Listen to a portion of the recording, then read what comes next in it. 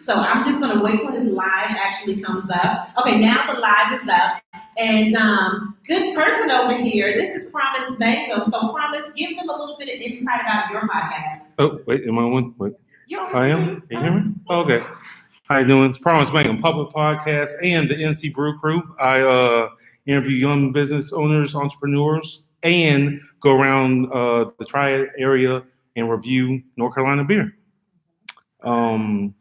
He's got a good job, right? Somebody was like, oh my God, I can do that. I can hear he was gasping over there.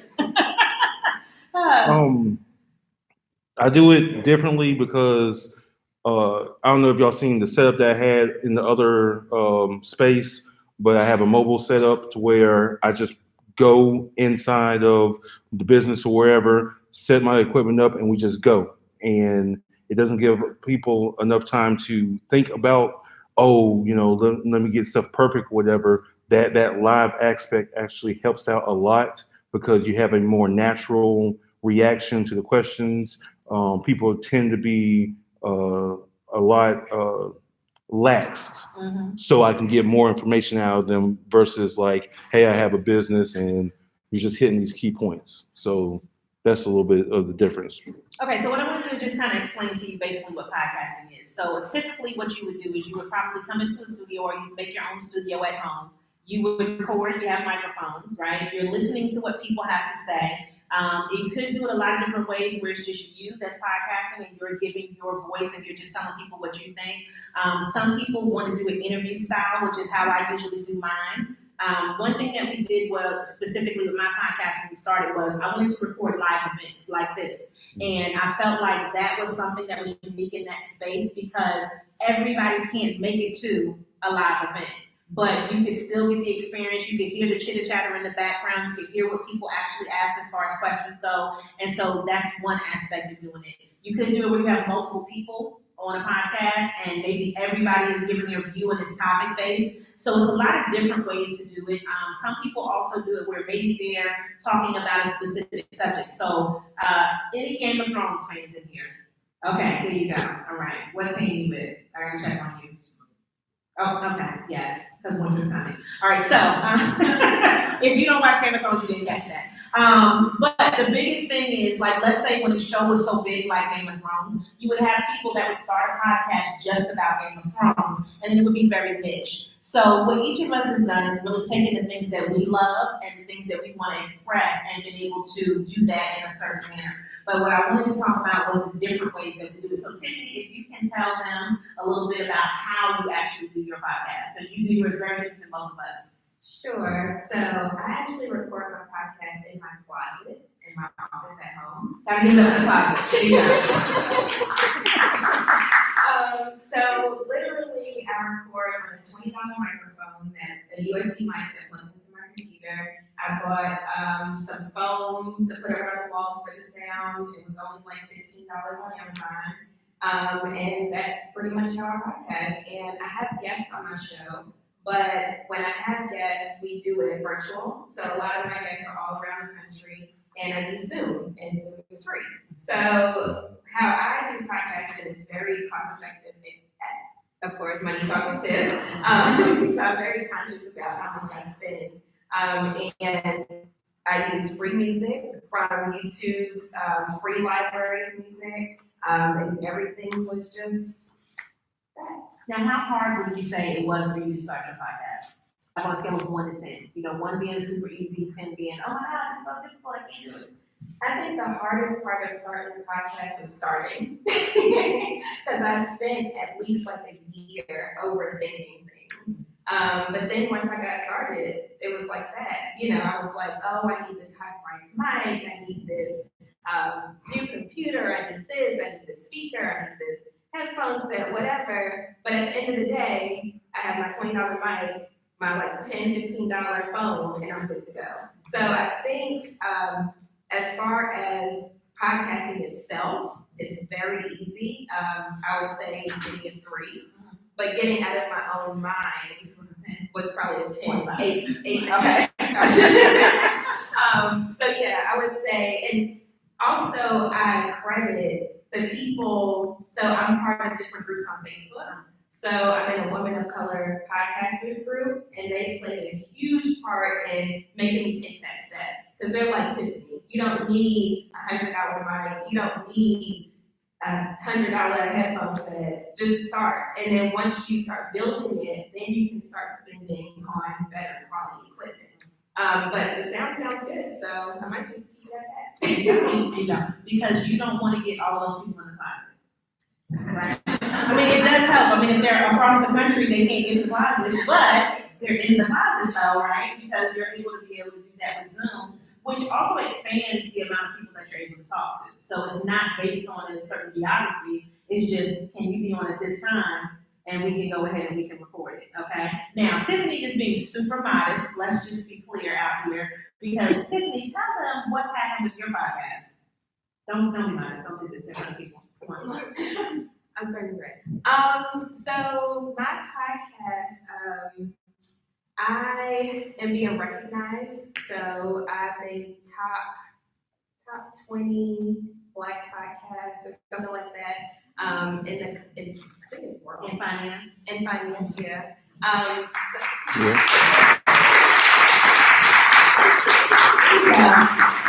But it's amazing because I literally just started it, and that's the thing. So, like when that news came out, I didn't even know about it. One of my podcasting buddies that's been in the game for like a year or two, she was like, "Look who's on this list," and I'm scrolling, and I'm like, "What is she talking about?" And then I see my name, and I'm like, "Whoa!" Like, Now, the question is, was she on the list? she was not. Whoa! Okay.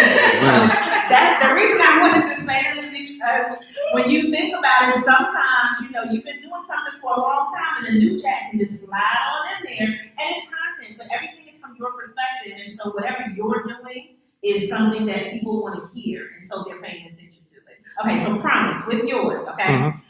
Promise does is very different from the both of us. And so right now, we are recording live via these microphones that you hear and that you see. But Promise is also recording his podcast simultaneously with his laptop over there. And you use what?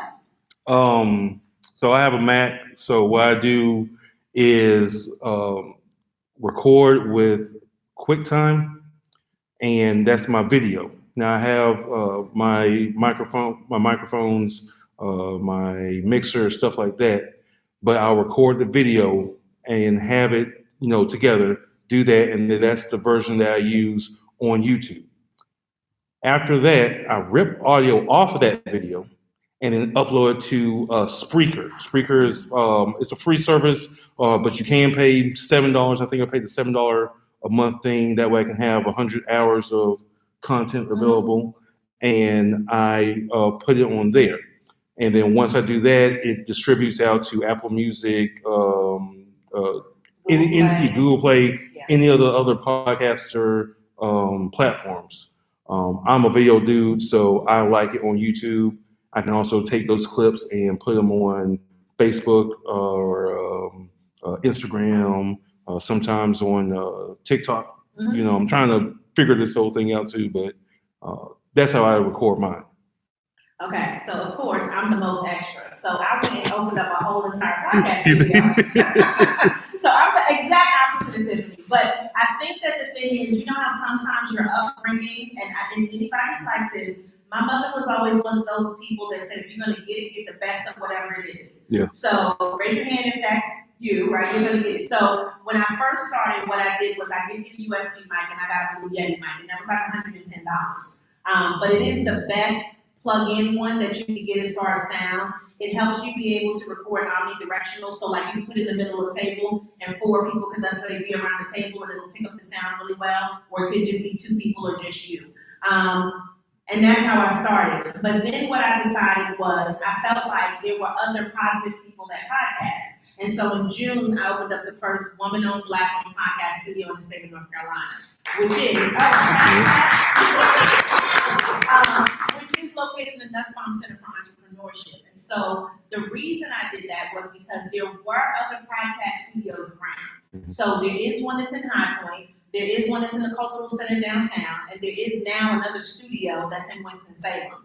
But what I found was that I studio that's in Winston-Salem. But what I found was that I reach a very specific audience. And I think that when you're talking about your business and who you want to reach, my podcast was really meant to help other people shine.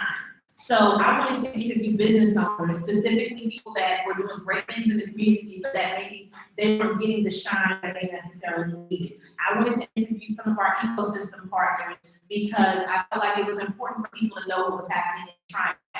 And one of the things, if you were here in the morning and you heard our panel, the biggest thing is we do not, I'm saying we, all of us, it could be a city, it could be a county, it could be a people sometimes. You get so bogged down in doing all of the work to start your business, to keep it going, that you don't have enough time to storytell. And I think that that's part of what is missing from our businesses, is people would hear them and it would resonate with them. So for me, it's a little bit different because I mean, I did it for me, but I also did it to be able to tell other people's stories. Because even if you just look at the small time that we've been on, what I did this year was we decided to kind of take it up a notch. And the reason I did that is because for the last like 3 years, every second Sunday, I was going on and doing a radio show on 102 Jams. And it would be a 30-minute show that I would do.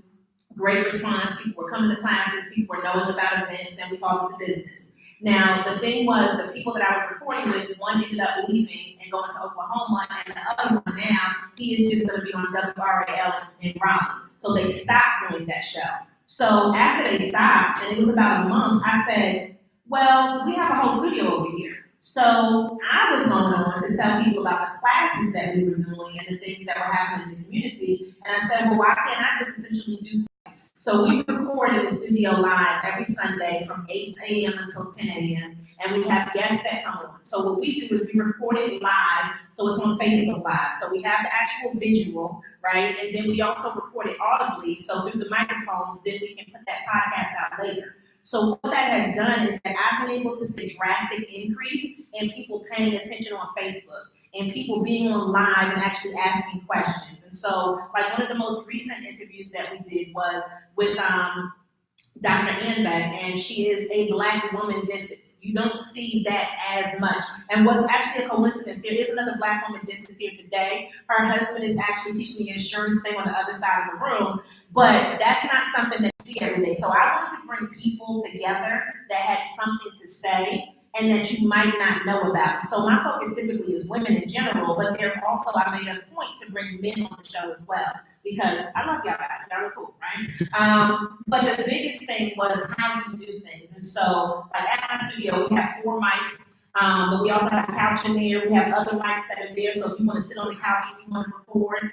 And then we also made sure that we had video equipment. So if people decided that they wanted to podcast, what I saw that was different and that made us unique was everybody knows what you say, right? So if you say, okay, well, do you know what you're doing once you know how to manage somebody's equipment, okay?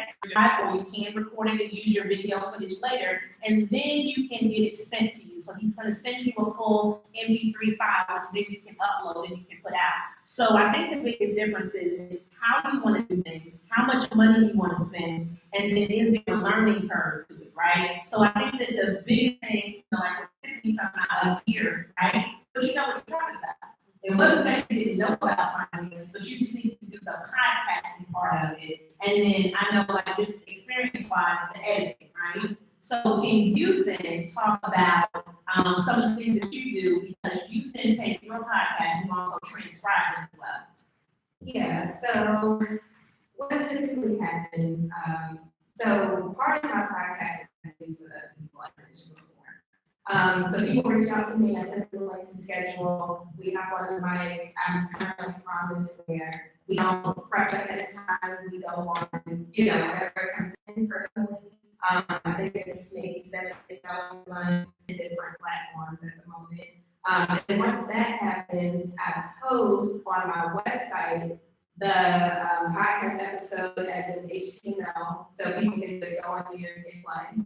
And then I also transcribe it with Otter.io, Otter.io, and that's a free transcription service, and it usually picks up really well, but sometimes you have to go in and just tweak it a little bit. Because it's listening, so just that part. So you know how you talk to your phone and you said what you said, but your phone wrote what it wrote? So sometimes you have to do that editing portion. or distribute it properly. Yeah. So then I do that and I post the two reasons. One, on my website. So now instead of just audio on my website, I have a full post, and then that helps with my Google learning. And I think that that makes a big difference too. So it's plenty of different ways that you can do those things. And even when you talk about some of the services, some of them you can just import the actual sound and then they can transcribe it for you in there. You'll see people that do videos that give you little snippets of their podcast, which really are there to entice you to listen to the podcast. And so as with yours though, you need to know that it's on YouTube so you can go there. And if you subscribe to your YouTube channel, then every time you post a video, a person will get a notification that you put that video up there. Sure. So are you getting more hits, let's just say, on YouTube or on Facebook or on Instagram? Where do you find that most of your followers are coming from? Well, for the Papa Podcast,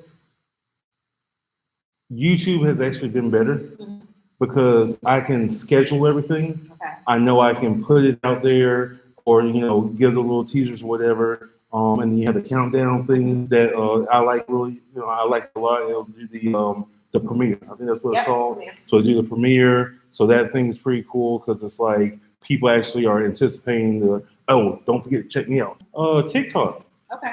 It's crazy because I can do a 60-second or 90-second beer review with TikTok. Still take that over to YouTube or wherever else. But it's fast enough to where I can just knock it out. People see I'm drinking this beer. I rated it real quick, and I'm out there as fast as possible, drinking it, and they're like, "Yo, that's pretty cool." And my number's like 100, 150, 200 views on a 60-second thing. So Yeah. YouTube for Papa Podcast, TikTok for. It was so crazy. And so I did one this morning. But I think that when you talk about this, we know that the technology just moves so fast. So he's talking about something that you're not necessarily even using, but then there's a separate audience that's on there too. Yeah. Because it's not that the people on YouTube wouldn't, pay attention to NC Brew Crew, but that quick review means I can just watch it really quickly and digest it. Exactly. And now I know. Now, have you found that with some of these reviews that the people have been going to the establishments to be able to check out the beers and you can get any feedback from people? Yeah, so that's one of those things that I'm still trying to work on because it's trying to figure out how can I gauge that, especially not having a direct conversation with the brewery or whatever. And it's like, hey, did anybody say they came here because of NC Brew Crew or whatever? Now I do build up relationships with breweries around here, and every once in a while somebody will be like, hey, you're the NC Brew Crew dude. That's pretty cool. But Okay. like, recognition, yeah. But as far as a direct link between they watched this, therefore they became a customer of that brewery or something like that, I haven't figured that part out yet. Okay, so then I want to transition into something that I'm sure that everybody wants to know because if we're talking about business, what do we need to make? Money. Good job, everybody. All right, so first of the year, you guys are right on it, right? So money. So then I would think that is just recognition in a certain field of being an expert, or whether that is somebody sponsoring your actual podcast or somebody paying you to podcast. I think there are so many different ways that you can make money. So your podcast has specifically led to some speaking engagements. Can you give us some information on that? Yeah, so just recently I got a deal to speak in Washington, D.C. And it was, and it's I would say it's mostly from the podcast, because like I'll just be like at the grocery store here locally, and people are like, as soon as they, like I say, Mike talking to me, I'm like, oh my gosh, you're Mike talking to me, because they hear my voice, and they might see me on social media, but then when they see me in person, they're like, oh, so you're her. So podcasting builds brand recognition. It builds you as an authority in the field. So like I was just at a financial services professional event. So these are all my peers, and I'm standing waiting for my glass of wine. And And a guy in front of me turns around and he's like, how's the podcasting going? And I've never seen this guy in my life. And I'm like, this guy is scary. This is cool stuff. No. It's cool. So he's like, how's the podcasting going? I'm like, it's going good. And he's like, I'm an estate planning attorney here in Greensboro. And he's like, it's an honor to meet you. And I'm like, oh, like, right. So, speaking engagements, also now I'm having sponsors reach out to me. Like I just got an email today that I need to look at because they want to spot on my podcast or affiliate marketing. I had an affiliate relationship. If you listen to some of my older episodes, there was a company called Declutter. And it's a company where you can buy and sell electronics, used electronics. And they gave me, it was Money Talk 5 was my promo code, and like if anybody puts in this code when they check out, I get a kickback for that. How else would you monetize? Just local sponsors. So one thing that I'm doing is I'm going to local community banks and things like that because that fits my niche. And like, hey, if you want to get on my podcast, you know, you're trying to reach this area, I have a following in this area. You can partner with me, and then, you know, 200, 300, whatever, to put you on the podcast in like a little spot. And that's cheaper for them than the radio. It is cheaper than the radio. So, and it could be the same reach. And it's cheaper than the television also. Right. So when you compare that, and you look at the reach, especially with you being local, I think that that's something that definitely is probably a little bit more people's radar now. And it's not a hard sell to people. So what I can say that we did is I always approach things in a, how am I going to get my money back? Because if I'm going to invest it, I need to know how I'm going to get my money back. So that's my husband right there. He always wants to know how I'm going to get my money back. All right, so, hey, cuteness. All right, so the biggest thing is what I decided to do was I said, look, I want to do my podcast, and at this time, because I already know we are going to eventually start charging, but that won't be until second quarter of this year for the interviews. Now, part of the reason is because of the fact that the interviews get so much reach, and people have been getting clients that I know for a fact. So it's easy for me to be able to do that because they send me the stuff saying they got a client, right? So that means that it works. But I think that with us, because of the fact that it's audible, and that is immediate gratification because you can see as soon as you get off of Facebook how many people looked, how many people shared, and then if you repost it, then you can see how many people are actually watching you and being able to get exposure as far as that for your brand. And so that is one way. The other way is I specifically went after a certain type of clientele. The type of clientele that for us would pay us to come in and actually record their podcast for them. So that this way it gives them that voice that they didn't have. And so like one of the first clients that we got is the Access Center for Equities and Success in Winston-Salem. So we've been recording their podcast since November of last year. And so every month we go in and we record podcasts and then we go ahead and we put them out for them so that this way it schedules it. So their scheduling goes out on Facebook. And the same concept as far as the premiere, as far as with on YouTube, you can now premiere videos on Facebook also. So what we do is we go in one day a month, we record all of the content for them visually and audibly, and then they have a month and a half or more sometimes, or it could just be a month, just depending upon how many people we interview. But then they have enough content to go out for that next month and a half. And so what's been good for us is just saying, well, let's go where the money is first, because then that's one thing that then funnels back in to fund the podcast studio. And that doesn't count the people that we have that then say, well, I want to become members because I want to record my own podcast. And I think that to me, it was an easier way to go, but that's just because I have staff who pay. So it was easier for us to go that route and go more of a corporate route to be able to find somebody who wanted to podcast, but maybe didn't just have the time or didn't have the resources or did not want to spend the money or take that learning curve. And so I think that, like I said, there are many ways that you can monetize it, and just being able to find what's going to work the best for you makes sense. And so I just really want you to say, well, if I'm going to do it, it's a great thing to be able to just express what's going on in your business, but it's also another great thing to be able to make money.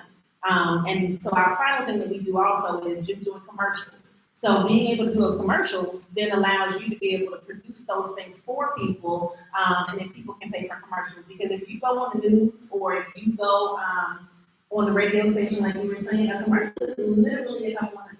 It's not thousands, depending upon where you're at. So being able to create that for people, I think it makes a good sense for people. And then I would say another option, if you're thinking about it, would be a lot of people like to do voiceovers. So if that was something where a person needed a commercial, maybe they don't sound like they want to sound, you could also take it and you could do some voiceover for people. And I would suggest that if you want to just start on a low level, you could record stuff and you could do things for people, and you could put it on Fiverr and start selling for $5 a piece if you want to, and then you can mark it up if you decide that you want to get a little bit bigger with it. So, is there any other concept or way that you were thinking about monetizing yours? Well, most of the stuff that I was thinking about, like I said, once again, it goes back to the NC Brew Crew. I do have the Papa Podcast. But I wanted to keep that just as a platform. Okay. Because I just thought it was just cool, and I know that small businesses just need a starting point. Most of the people who are on the Papa Podcast But it's also fun. Because yours is very energetic and very like off the cuff stuff. Yours is like super fun, and I think that you make people feel at ease whenever you're doing that. And yeah, so I don't want to mess that one up, with the money. I don't want that to be the cool thing. Mm-hmm. Now, NC Brew Crew. Did he just change his Yeah. Now, NC Brew Crew. One of the things, and I'm just going ahead, just giving out the whole business plan half the time right now. So this platform. You can fund the business plan too. So maybe he's seeking investors out. Maybe so. But anyway, so I came up with NC Brew Crew. The idea was just to drink. There are black beer consumers that do not go to these breweries a lot. So what I little light bulb that popped up, I said, look, I can come in and do these events at these breweries, and then I can make money off of that way, and then I can still keep everything else relatively. Transitioning. You did do something with the sports arena, so can you tell them a little bit about? So let me say, I take care of young people with developmental disabilities. That's the day job. I was like, okay, this is awesome, and our season for people who doing some awesome stuff, forward-thinking stuff for sports, and it turned out excellent. November, I want to say 11th. I think that was the last one. CP3 Academy was there. I had my boss Russell Moore, esports gamer Navajo, and Jefferson, who does event production and racing. That was just an idea that I came up with, and it turned out to be an awesome as well. Sponsored by the NC Brew Crew to keep funneling out. Even if it's something simple as gas, right? You have to get to both sides. We love you to get to the mic so that this way it'll be happening. There are 2 mics on both sides. We would love for you to get to the mic so that this way it'll be recorded for today. So if you have any specific questions for either, so we can continue our interactivity for today. And if there is anybody else in the building, which I know there is at least one other person who has, we'd love to hear some feedback from you as well. So anybody have any questions? Jump on up there. Oh, he needs class. Sorry.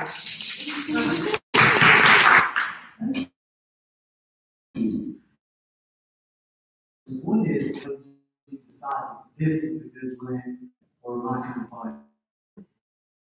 And then for yours, you say that you record.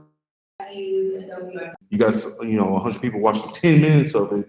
That means your engagement's in those ranges of about 7 minutes, about 20, 25 minutes. And the second question. Oh, he only asked Tiffany. He didn't. Oh yeah. So you okay? The Cool. Part was just she was VIP on that one. Good. Okay, so if you're looking at statistics when they say that they say 22 minutes long. When I'm doing them for like let's say a client for act in a 15-minute range, but that's because we also do their podcast, we take pictures, and then we also record like a promo video in that. So I keep everybody on. When I'm doing what I do, then we interview people for at least 30 to 45 minutes. The reason is because we're live. So we're talking getting up in the morning. So on a Sunday morning, getting people in at 8 o'clock and starting at 8 o'clock ended up being slightly an issue. And so we decided to move people to 15. So I usually interview 2 people, one at 8:15, and then we go to like 8:45, and then we may have like a break or commercial that go inside of there. We either smaller interview, and the next person gets interviewed at 9:15, which then goes to like 9:45, or it can go to 10, just depending on how the conversation is. But because our then goes to like 9:45, or it can go to 10, just depending on how the conversation is. But because ours is visual sharing with people, so for mine, it's a little bit, I'm not focused